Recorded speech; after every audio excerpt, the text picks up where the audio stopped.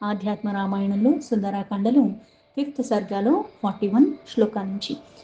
రాముడు సన్నిధికి వచ్చిన ఈ వానరులు అందరూ కూడా సీతాదేవిని దర్శించుకొచ్చిన హనుమంతుడు మళ్ళీ ఆ వృత్తాంతాన్నంతా కూడా రాముడికి చెప్తూ అందరి క్షేమ సమాచారాలు సీతాదేవి అడిగిందని, అలాగే అక్కడ సీతాదేవి చాలా కృషించిపోయి ఉన్నది. కృషించిపోయి ఆ అశోకవనంలో ఆ సింసుపా వృక్షం దగ్గర కూర్చుని ఉన్నది. ఆహారం లేదు, ఏమీ లేకుండా రామ రామ అనుకుంటూ అలాగే స్మరిస్తూ ఉన్నది. ఆ మాసిపోయిన వస్త్రాలతో ఉన్నది. అటువంటి మంగళస్వరూపి అయిన సీతాదేవిని నేను చూసి నెమ్మదిగా వారిని ఊరడించే ప్రయత్నంలో నీ గాథనంతా కూడా సూక్ష్మ రూపంలో ఉండి ఇవన్నీ నేను అక్కడ చెప్పాను అన్నాడు. సుగ్రీవేణ యథా మైత్రీ కృత్వా వాలీని బర్హనం మార్గనార్థం చ వైదిక్యాః సుగ్రీవేణ విసర్జితాః. ఇలా సూక్ష్మ రూపంలో ఉండి నీ జననం గురించి, అలాగే వనాలకు వచ్చి ఆ ప్రయాణం గురించి విస్తారంగా చెప్పి, నువ్వు లేని సమయంలో రావణాసుడు సీతాదేవిని హరించుకున్నాడు, దాని తర్వాత సుగ్రీవుడితో నీకు స్నేహం ఏర్పడిన ఆ వైనాన్ని, అలాగే వాలిని నువ్వు వధించిన తర్వాత అవన్నీ కూడా చెప్పాను.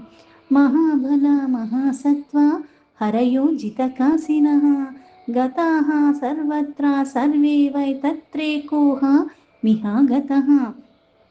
అలాగే ఈ మైత్రి ఏర్పడిన తర్వాత సుగ్రీవుణ్ణి నువ్వు ఎప్పుడైతే వానరులకి రాజుగా చేశావో ఆ సకల వానరులందరినీ కూడా పిలిపించి అందరినీ కూడా అన్ని వైపులకు కూడా సీతాదేవి జాడ కనుక్కోమని ఆ సుగ్రీవుడు పంపించాడు అని.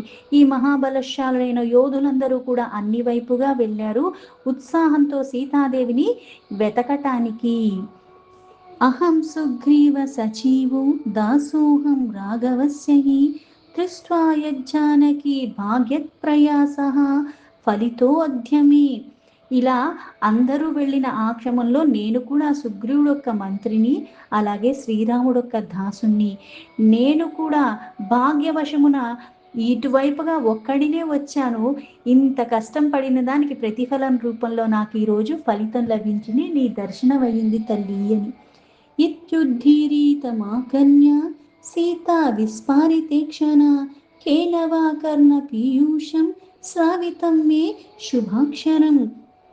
ఇలా సీతాదేవికి ఎప్పుడైతే నేను వినిపించానో, నేను చెప్పిన మాటలు విని ఆశ్చర్యానికి ఆనందానికి లోబడి ఆ కన్నులతో ఉన్న సీతాదేవి మళ్ళీ నా చెవులకి ఈ అమృతాలతో ఉన్నట్టుగా అటువంటి మధురమైన మాటలు వినిపిస్తున్నవారు ఎవరు, ఈ ఆనందదాయకమైన అక్షరాల రూపంలో ఇవన్నీ గాథలు నాకు వినిపించిన వారు ఎవరు, నేను ఎవరి నుంచైతే ఈ మాటలు వింటున్నాను అని.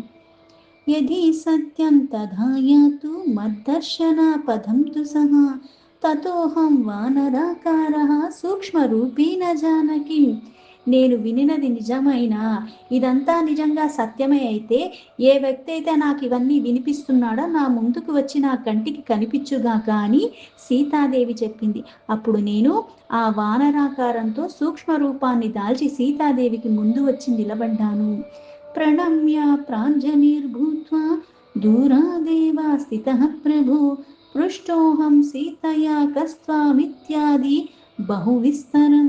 సూక్ష్మ రూపంలో తల్లి ముందుకి వెళ్ళి ఆవిడికి నమస్కరించి తర్వాత దూరంగానే నిలిచి, ప్రభు ఎవ్వరు నీవు, ఈ పైగా ఎన్నో రకాలుగా, ఎందుకంటే ఇక్కడ రావణాసుడు చేసే మాయలో భాగంగా ఇది కూడా ఆ మాయే అని అనిపించి దాన్ని స్పష్టం చేసుకోవటానికి ఎవరు నువ్వు అని నన్ను మళ్ళీ మళ్ళీ అడిగింది సీతాదేవి. మయా సర్వం క్రమేణేవ విజ్ఞాపితమరింధమా పశ్చాన్మయార్పితం దేవ్యే భవద్దత్త అంగుళికం. ఇలా అన్నిసార్లు ఎందుకు అడిగింది అంటే, ఉన్నది మళ్ళీ సాధారణమైన కాదు, యోగమాయే అక్కడ ఉన్నది. అంటే ఏ ఉంగరాన్ని అయితే ఇచ్చి పంపాడో అక్కడ మళ్ళీ ఆ ఉంగరం తీసుకుని నిర్ధారణకు వచ్చినట్టుగా చెయ్యటానికి లీల చేస్తూ ఉంటారు. అందుకే ఓ శత్రుదమన, సర్వము క్రమంగా నీకు విస్తారపూర్వకంగానే చెప్పాను నేను. తర్వాత నేను కూడా నువ్వేదైతే నాకు ఉంగరాన్ని ఇచ్చావో సీతమ్మకి సమర్పించమని, అది నేను సీతమ్మకి సమర్పించుకున్నాను అని. తేన మామతి విశ్వస్తా వచనం చేదమబ్రవీత్ యథా దృష్టాస్మి హనుమన్ వీడ్యమాన దివానిసం. ఆ ఉంగరం ఇచ్చిన తర్వాత నన్ను అప్పుడు విశ్వసించింది సీతాదేవి. దాని తర్వాత ఆ జానకి మాత మళ్ళీ నాతో ఇలా చెప్పింది. రాక్షసీనాం తర్జనీ సత్సర్వం కథయా రాఘవే మయోక్తం దేవి రామోపి త్వచ్చింతా పరినిష్ఠితః. ఓ హనుమ, అహర్నిశలు అంటే పగలు రాత్రి కూడా ఈ రాక్షస స్త్రీలు నేను ఎలా బాధింపబడుతున్నానో నువ్వు చూస్తున్నావు కదా, ఇదంతా నీ కళ్ళారా నువ్వు చూసే ఉన్నావు. వాళ్ళు ఎలా అయితే నన్ను బెదిరిస్తున్నారో, మాటల ద్వారా ఎలా అయితే హింసిస్తున్నారో, ఇలా ఇవన్నీ నువ్వు చూసినట్టుగా సర్వము కూడా ఆ రాముడికి నివేదించు అని చెప్పింది సీతాదేవి. పరిశోచ్యత్యహోరాత్రం త్వద్వార్తాం నాధిగమ్య సహ ఇదానిమేవా గత్వాహం స్థితిం రామాయతే బ్రువి. అప్పుడు నేను రాముడు గురించి ఆ తల్లికి మళ్ళీ చెప్పాను. తల్లి, నువ్వెలా అయితే పరితపిస్తున్నావో రాముడు కూడా అలాగే చింతలో ఉన్నాడు. అంతేకాదు నీ జాడ తెలియక పగలు రాత్రి కూడా నీ కోసమే పరితపిస్తున్నాడా శ్రీరాముడు అని వివరించి చెప్పాను. ఎన్నో రకాలుగా తల్లిని ఊరడించి, అమ్మా నేను ఇప్పుడే వెళ్ళి ఈ విషయాలన్నిటినీ కూడా రాముడికి నివేదిస్తాను అని సీతమ్మకి చెప్పాను అన్నాడు. రామః శ్రవణమాత్రేణ సుగ్రీవేణ సలక్షణః వానరానీకపేహ సాధమాగమిష్యతి తే అంతికం. అమ్మా, నేను ఎప్పుడైతే రాముడికి ఇవన్నీ చెప్తానో ఇవి విన్నంత మాత్రం చేత, ఎందుకంటే ఇప్పుడు దాకా ఎక్కడుందో తెలియని కారణంగా ఏమీ చెయ్యలేదు. ఇప్పుడైతే నీ జాడ తెలిసిన కారణంగా ఇవన్నీ నేను చెప్పిన వెంటనే రాముడు, లక్ష్మణ, సుగ్రీవ ఈ వానర సేనంతతో కలిసి ఇక్కడికి వస్తారు అన్నాను. రావణం సకులం హత్వా నిష్యతి త్వం స్వకంపురం అభిజ్ఞాం దేహి మే దేవి యథా మాం విశ్వసేద్విభుః.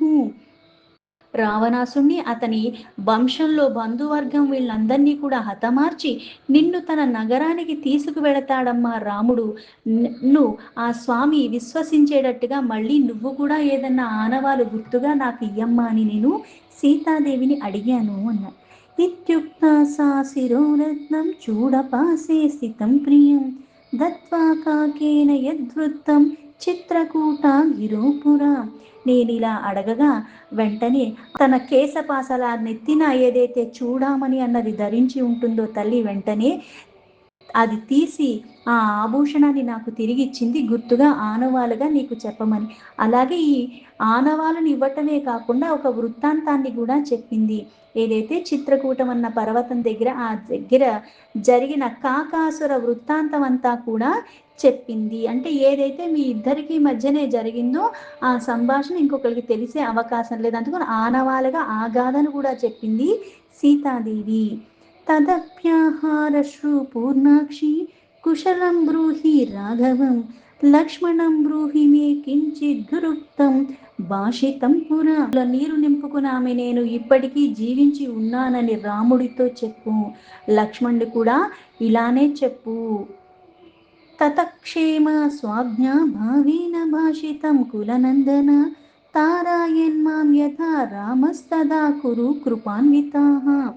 లక్ష్మణుడికి కూడా ఇలానే చెప్పు తండ్రి. కులనందన, ఇంతకు ముందు అజ్ఞాన భావంతో నేను పలికిన కఠినమైన మాటలన్నీ కూడా మన్నించవయ్యా. ఇక ఎప్పుడు రాముడు నన్ను ఏ విధంగా ఉద్ధరించగలుగుతాడో అలాంటి ఉపాయాలు దయతో నిండు మనస్సుతో నువ్వే తలపెట్టు అని.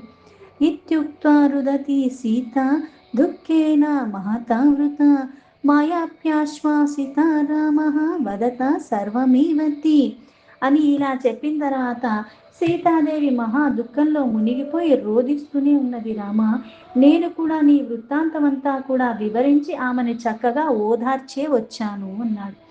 తతః ప్రస్థాపితో రామ త్వత్సమీపామిహ గతః తదా గమన వేలాయామశోకవనికాం ప్రియాం.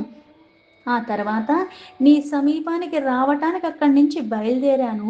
అటు తిరిగి వచ్చే వేళ రావణాసుడికి ఇష్టమైన ఆ అశోకవనాన్ని పెకిలించి వేశాను. ఉత్పాట్య రాక్షసాస్తత్ర బహూన్ హత్వా క్షణాదహం రావణస్య సుతం హత్వా రావణేనాభిభాష్య చ. క్షణకాలంలో అక్కడున్న రాక్షసులను చాలా మందిని కూడా నేను వధించేశాను. ఆ రావణాసుడు యొక్క పుత్రుని కూడా అక్షుని కూడా వధించేశాను. రావణాసుడితో కూడా నేను మాట్లాడాను. లంకామశేషతో దగ్ధ్వా పునరప్యాగమం క్షణాత్ శ్రుత్వా హనుమతో వాక్యం రామో అత్యంత ప్రహృష్టదిః. లంకా నగరంలో అన్ని వైపులా దహించి క్షణంలో మళ్ళీ తిరిగి వచ్చేశాను అని హనుమంతుడు ఈ మాటలు విన్న రాముడు ఎంతో సంతుష్టితో ఆయనతో మళ్ళీ ఇలా అన్నాడు. అంటే ఇప్పుడు దూతగా వెళ్ళేవాడిని, అందుకే ఎవరిని పడితే వాళ్ళని పంపకూడదు. మనకి నమ్మకం ఉన్నవాళ్ళని, ఆ శక్తి సమర్థత ఉన్నవాళ్ళని, పైగా అక్కడ ఉన్నట్టుగా అన్నిటికీ సహకరించేలాగా కార్యం చేయటానికే వెళ్ళాడు. కానీ ఎలా పడితే అలా చేసి రాకుండా సమయస్ఫూర్తితో అవి చెయ్యగలగటం, దాన్ని చక్కగా నిర్వర్తించి రాగలిగిన సమర్థత ఉన్నవాళ్లే పంపాలి. ఉంగరం ఇచ్చి వెళ్ళి దర్శించుకుని జాడ కనుక్కుని వచ్చేయనే చెప్పాడు, అంతకు మించి ఏం చెప్పలేదు. అంటే కొన్ని ఎలా అయితే అన్నీ చెప్పక్కర్లేదు. జ్ఞానం ఉన్నవాడికి ఒక్కసారి ఆ కనుసైగతోనే వాడికి అర్థమైపోతుంది. అజ్ఞానం ఉన్నవాడికి అది మొత్తం నీకు చెప్పి అలాగే ఒక కాగితంలో రాసిచ్చినా సరే అది అమలు పరచలేడు. ఎందుకంటే అజ్ఞానం అన్న అంధకారంలో ఉన్న కారణంగా. జ్ఞానం ఉన్నవాడికి ఏంటి అంటే కనుసైగ చాలా కార్యాన్ని చేసుకుని వస్తాడు, అవగాహన ఉంటే. అందుకని ఇలా అత్యంత సంతుష్టుడై అప్పుడు రాముడు ఇలా అంటున్నాడు హనుమంతుడితో, హనుమాస్తే కృతం కార్యం దైవీరపి సుదుష్కరం ఉపకారం న పశ్యామి తవ ప్రత్యుపకారిణః. ఓ పావన, నువ్వు చేసిన ఈ కార్యం, నువ్వు సాధించుకుని వచ్చిన ఈ కార్యం దేవతలకు కూడా సాధ్యమయ్యేది కాదు, ఇది అసాధ్యమైనది. ఇందుకు కానీ నీకు ప్రత్యుపకారం నేను ఏమి చెయ్యాలి, నాకు ఏది తెలియట్లేదు, నీకేం నేను సహాయం చెయ్యగలను అన్నాడు రాముడు. ఇదానిం తే ప్రయచ్చామి సర్వస్వం మమ మారుతే ఇత్యాలింగ్య సమాకృష్య గాఢం వానర పుంగవం. అందుకుని ఓ మారుతి, ఇదిగో ఇప్పుడు నేను నాకున్న సర్వస్వాన్ని ఇదే నీకు ఇస్తున్నానంటే ఇప్పుడు నాకు ఏదైతే ఉన్నదో, ఏది ఉన్నది అంటే నేనే ఉన్నాను. అందుకుని ఆత్మీయతతో దగ్గరికి తీసుకున్నాడు, ఇదే నా సర్వస్వం, అదే నేను నీకు ఇస్తున్నాను అంటూ గాఢంగా తన ఎదకి హత్తుకున్నాడు హనుమంతుణ్ణి రాముడు. సాధనేత్రో రఘుశ్రేష్ఠ పరాం ప్రీతి మవాపసః హనుమంతమువాచేదం రాఘవో భక్తవత్సలః. ఆ వానర పుంగవుణ్ణి సార్థకత అయ్యేలాగా దగ్గరికి తీసుకుని కౌగిలించుకుని ఆ సౌభాగ్యాన్ని ప్రసాదించాడు రాముడు. అందుకే హనుమంతుడు అంతులేని పరమానందానికి పొందాడు. భక్త వాత్సల్యంతో రాముడు హత్తుకున్నాడని మళ్ళీ ఇక్కడ హనుమంతుడితో ఇలా చెప్తున్నాడు రాముడు.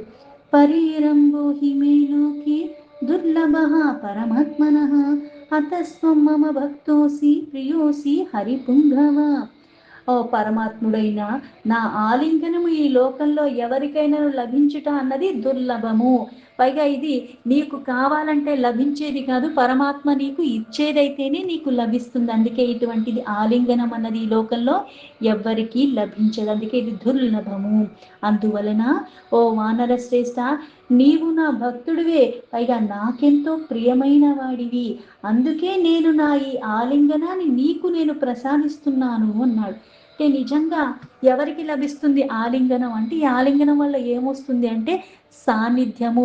స్పర్శ మాత్రం చేత, దర్శన మాత్రం చేత, శబ్ద మాత్రం చేత కూడా ఉద్ధరింపబడుతున్నాం. అలాంటిది ఆ దగ్గరికి తీసుకుని ఆ సాన్నిధిలో ఉండేలాగా, అది ఒక్క క్షణమే అయినప్పటికి కూడా ఆ తలంపు రావటము, దానికి తగ్గట్టుగా పాత్రత ఇచ్చాడు అంటే నీకంత అర్హత ఉంది. ఎవరికి పడితే అది ఇచ్చేది కాదు. బాగా ప్రియమైన వాళ్ళనే కౌగిలించుకుంటావు. ఇప్పుడు సాధారణంగా ఎవరికి పడితే వాళ్ళకి చేతులు ఇచ్చేసి ఎవరు పడితే వాళ్ళకి హాయ్ బాయ్ అనేసి ఓ దగ్గరికి తీసేసుకుంటాం. ఇది మనస్ఫూర్తిగా చేసిన ఒక చర్య కాదు. అలవాట్లో పొరపాట్లాగా అందరూ చేస్తున్నాం. ఎవరిని పడితే వాళ్ళని అలాగా దగ్గరికి చేర్చుకోడు. సత్సంగత్వము అంటారు. ఏంటి సత్సంగత్వం? సత్పురుషుల యొక్క సాంగత్యము. ఆ సన్నిధికి నువ్వు చేరినంత మాత్రం చేత నువ్వు ఉద్ధరింపబడతావు. అలాగే కొన్ని సన్నిధులకి నువ్వు వెళ్ళినంత మాత్రం చేత కూడా దాని ప్రభావ కారణంగా కూడా మళ్ళీ చేయటానికి ప్రేరణ కలిగిస్తూ ఉంటుంది నీ మనస్సు. ఇక్కడ త్రికరణ శుద్ధిగా అంతలాగా సమర్పణ భావంతో చెయ్యగలిగినంత సమర్థత ఉండి కూడా నేను చేసొచ్చాను, ఈ కార్యం నా వల్ల తప్పితే ఇంకా ఎవరి వల్ల సాధ్యం కాదన్న అహంకారానికి లోబడి మాట్లాడలేదు. నా రాముడి వల్ల ఈ కార్యం జరిగింది అన్న భావనలోనే చెప్పాడు. అందుకే అటువంటి గతి స్థితి తనకే లభించాయి. అందుకే ఇది అందరికీ లభించేది కాదు, దుర్లభమైనది. అది నీకు నేను ప్రసాదించాను. యత్పాద పద్మయుగళం తులసీ దళద్వేహ సంపూజ్య విష్ణు పదవీమతూలాం ప్రయాంతి తేనైవ కిం పునరసో పరిరబ్ధమూర్తి రామేణ వాయుతనయ కృత పుణ్య పుంజ. శ్రీరాముడి పాద పద్మాలకు తులసి దళాలతో పూజించిన వారు ఎలా అయితే సాటిలేని ఆ విష్ణు పదానికి చేరుకుంటారు అని అంటారు, అలాంటిది శ్రీరామచంద్రుడే రాసిపోసిన ఆ మూర్తి, అటువంటి అతడే అనుగ్రహం హనుమంతుడి మీద కురిపించాడు. స్వయంగా ఆయనే తన సన్నిధికి ఆ సుఖాన్ని ప్రసాదించటానికి ఆలింగనం చేసుకున్నాడు. ఆ వాయునందుడైన హనుమంతుడు శ్రీరాముడొక్క బంటు ఆ మహాభాగ్యంగా భావించి ఇంకా అంతులేని ఆనందానికి లోబడ్డాడు. ఇంక అక్కడ మాటలు రావట్లేదు. ఊహించినంత రీతిలో ఆ పరమాత్మే దగ్గరికి పిలిచి ఆలింగనం చేసి, పైగా నాకున్న నా సర్వస్వాన్ని నీకే ఇస్తున్నాను అన్నాడు. దీంతో ఆధ్యాత్మ రామాయణంలో సుందరకాండలో 5th సర్గ అలాగే సుందరకాండ కూడా సంపూర్ణం.